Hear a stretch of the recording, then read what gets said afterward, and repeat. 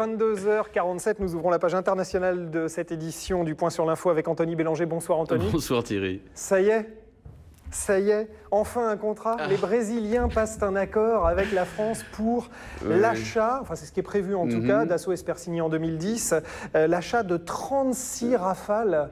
C'est une bonne nouvelle ça? Oui. D'abord, il faut attendre pour voir. Vous savez, en 2007, il s'était passé exactement la même chose avec les Marocains. Non, avec les Marocains, non, ils avaient signé un protocole d'accord. Oui, on va vous acheter 18 Rafales, promis juré. C'était à peu près pour 2 milliards de dollars. 6 mois après, ils achetaient chez les Américains. Donc, on va rester prudent.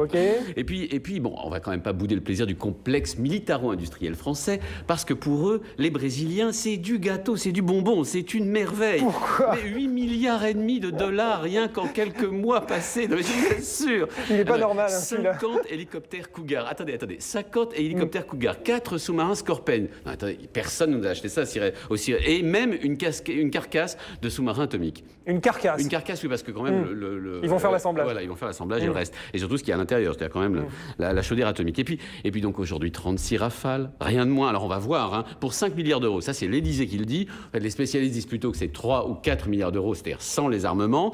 Et puis quand même, les Brésiliens, ils sont malins. Ils nous ont quand même fourgué 10 de leurs futurs avions de ravitaillement militaire à 50 millions de dollars l'unité. C'est pas mal. Et alors, d'où vient ce petit sourire moqueur, caustique, ironique? Là, vous avez l'air sceptique. Non, c'est parce que, pour tout vous dire, les premiers prototypes du Rafale ont quand même volé il y a 20 ans. Hein. C'était entre 91 et 93. Donc déjà, c'est pas un tout jeune avion. Ensuite, grosso modo, il s'est essuyé, puis on s'en est moqué ici aussi, hein. Il s'est essuyé échec sur échec après échec. Personne n'en veut. Personne n'en voulait, c'était épouvantable. En 2007, la dernière fois, le plus gros contrat en fait qu'on pouvait espérer, c'est les Saoudiens. Ils vous avaient dépensé 15 milliards de dollars. Rien, zoom, ça nous a passé sous le nez. C'est passé à l'Eurofighter. Et en plus, c'est une honte. C'est épouvantable. L'Eurofighter, c'est vraiment le concurrent européen. C'est l'épreuve. Puis bon, je vais faire la liste des pays. La Corée du Sud, Singapour, les Pays-Bas.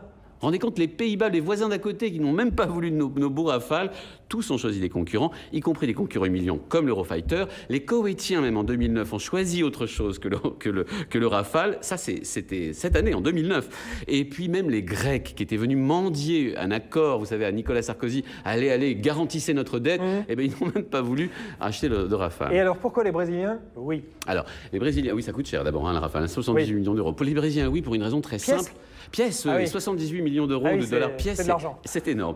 Pourquoi oui? Mais parce que eux rêvent d'avoir une armée absolument indépendante. Et donc pour ça, il leur faut acquérir de la technologie. Autrement dit, on leur vend pas seulement le Rafale, on leur vend tout ce qui va avec. Toute la technologie, tous les codes, tous les plans, absolument tout. En gros, on leur vend des Rafales et les moyens de construire des Rafales. Et les moyens de construire des Rafales à l'avenir et la technologie qui va avec. C'est exactement ce qu'ils demandent pour chacun des contrats et pour chacune des armes qu'on leur vend, c'est exactement ce qu'ils ont obtenu. Pour que dans 10 ou 15 ans, ils soient totalement indépendants et la technologie nécessaire pour tout simplement avoir un complexe. Déjà, je crois comprendre que le Rafale, c'est pas une épée aujourd'hui. Dans 10 ou 15 ans, ça sera carrément plus... Oui, mais alors, non, attendez, il y a quand même une somme de technologie sur ce Rafale que les Brésiliens n'ont pas encore et qu'ils vont acquérir par cette occasion. Prenez un exemple, par exemple. Les deux concurrents du Rafale, le Saab, le Gripen de Saab, ou même le F-18 américain, les Américains ou les Suédois étaient tout à fait d'accord pour le leur vendre, enfin, en l'occurrence, ça, c'est norvégien, pour le leur vendre, mais certainement pas avec la technologie, tout simplement parce que pour vendre ce type de technologie, il faut passer par le Congrès américain.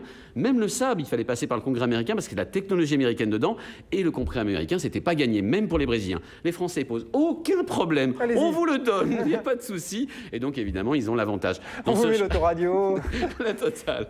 Alors, du coup, ça va quand même entraîner des bonnes nouvelles parce qu'il y a d'autres contrats qui vont suivre. Les Émirats Arabes Unis, par exemple, alors eux, de toute façon, ils nous sont acquis. Vous savez, c'est là où on a installé une base récemment.